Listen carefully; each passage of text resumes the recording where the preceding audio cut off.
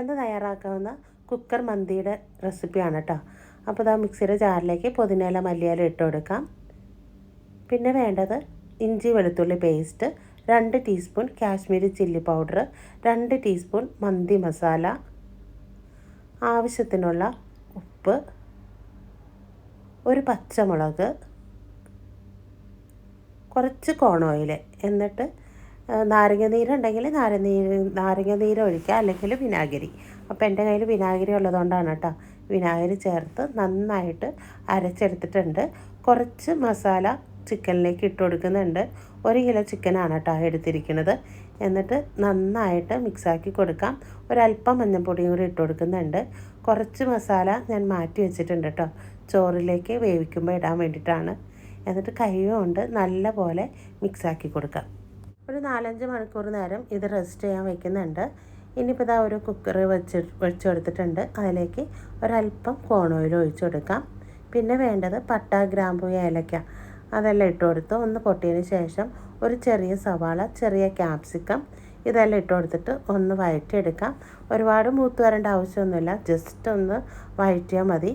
ഇനി ഇതിലേക്ക് നമ്മൾ മാറ്റി വെച്ചിരിക്കുന്ന മസാല ഉണ്ടല്ലോ, അത് ഇതിലേക്ക് ചേർത്ത് കൊടുക്കാം. ഇതിലൊരു ഉണങ്ങിയ നാരങ്ങയും കൂടി ഇട്ട് കൊടുത്തിട്ടുണ്ട് കേട്ടോ. അപ്പോൾ മസാലയൊക്കെ ഒന്ന് മൂത്ത് വന്നതിന് ശേഷം നമ്മൾ ഒരു 1.5 ഗ്ലാസ് അരി കഴുകി നല്ലപോലെ അതിൻ്റെ വെള്ളമൊക്കെ കളഞ്ഞ് വെച്ചിട്ടുണ്ട്. ആ അരിയും കൂടി ഇതിലേക്ക് ഇട്ട് കൊടുക്കുന്നുണ്ട് കേട്ടോ. ബസ്മതി റൈസാണ് കേട്ടോ ഞാൻ എടുത്തിരിക്കുന്നത്. എന്നിട്ട് നന്നായിട്ട് മിക്സാക്കി കൊടുക്കാം. ചെറുതായിട്ടൊന്ന് വറുത്തെടുക്കാം കേട്ടോ നമുക്ക് ഈ റൈസ്. ഇനി ഇതിലേക്ക് ഒരു മാഗി ക്യൂബാണ് കേട്ടോ പൊടിച്ചിടുന്നത്, അതുകൂടി പൊടിച്ചിട്ട് കൊടുക്കാം. അപ്പോൾ ഒരെണ്ണം മാത്രം മതി കേട്ടോ, കുറച്ച് അരി ഉള്ളതുകൊണ്ടാണ് കേട്ടോ ഒരെണ്ണം എടുത്തത്. ഒരൊറ്റ കട്ട മാത്രമേ എടുത്തിട്ടുള്ളൂ. ഇനി ഇതിലേക്ക് ചൂടുവെള്ളമാണ് കേട്ടോ, തിളച്ച ചൂടുവെള്ളം ഒഴിച്ചു കൊടുക്കാം. അപ്പോൾ 1.5 കപ്പ് അരിക്ക് 3 കപ്പ് വെള്ളം, ആ ഒരു രീതിയിലാണ് കേട്ടോ ഞാൻ ഒഴിച്ചു കൊടുക്കുന്നത്. നന്നായിട്ട് മിക്സാക്കിയിട്ട് വെള്ളവും കൂടി ചേർത്ത് കൊടുക്കാം. ഇനി എന്താ നന്നായിട്ടൊന്ന് മിക്സാക്കി കൊടുത്തിട്ട് ഒരല്പം ഉപ്പും കൂടി ചേർത്ത് കൊടുക്കുന്നുണ്ട്. എന്നിട്ട് നമ്മൾ കുക്കർ അടച്ച് വെച്ചിട്ട് ഒരു 2 വിസിൽ അത്രമാത്രം മതി. ഇനി നമുക്ക് അപ്പുറത്തെ അടുപ്പിൽ പാൻ വെച്ച് കൊടുത്തിട്ടുണ്ട്.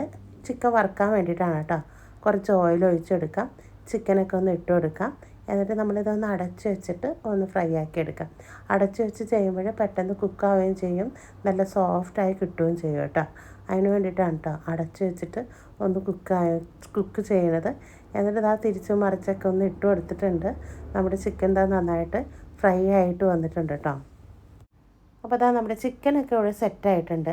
ഇനിയിപ്പോൾ നമ്മൾ കുക്കർ ഒന്ന് തുറന്ന് നോക്കാം. കുക്കറിൻ്റെ വിസിലൊക്കെ പോയി ഒരു 10-20 മിനിറ്റ് ആയിട്ടുണ്ട്. ഇനിയിപ്പോൾ നമുക്ക് കുക്കർ ഒന്ന് തുറന്ന് നോക്കാം. അപ്പോൾ അതാ കുക്കറിൻ്റെ അടപ്പൊക്കെ തുറന്നിട്ടുണ്ട്. ചോറൊന്നും അധികം വെന്തുടഞ്ഞ് പോവാതെ നല്ല രീതിയിൽ തന്നെ നമുക്ക് റൈസ് കിട്ടിയിട്ടുണ്ട്. അപ്പോൾ അതാ നമ്മൾ ചിക്കനിൽ കുറച്ച് ഫ്രൈ ചെയ്ത കുറച്ച് ഓയിലുണ്ടായിരുന്നു, അത് റൈസിലേക്ക് നമുക്കൊന്ന് ഒഴിച്ചെടുക്കാം. എന്നിട്ട് ഒന്ന് മിക്സാക്കി കൊടുക്കുന്നുണ്ട്. ഇനിയിപ്പോൾ നമ്മളിതാ ചിക്കനൊക്കെ ഒന്ന് നിരത്തി വെച്ചെടുക്കാം. ഒക്കെ വെച്ചെടുത്തിട്ടുണ്ട്. ഇനിയിപ്പോൾ 2 പച്ചമുളകും കൂടി ഇങ്ങനെ ഒന്ന് കുത്തി വെച്ചെടുത്തിട്ടുണ്ട്.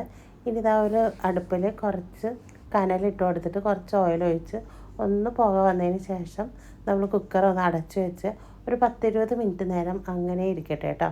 അപ്പോഴത്തേനും നമ്മുടെ അടിപൊളിയായിട്ടുള്ള ചിക്കൻ മന്തി ഇവിടെ റെഡി ആയിട്ടുണ്ട്. നല്ലൊരു വിഭവമായിട്ട് വരുന്നത് വരെ പോയിട്ട് വരാം.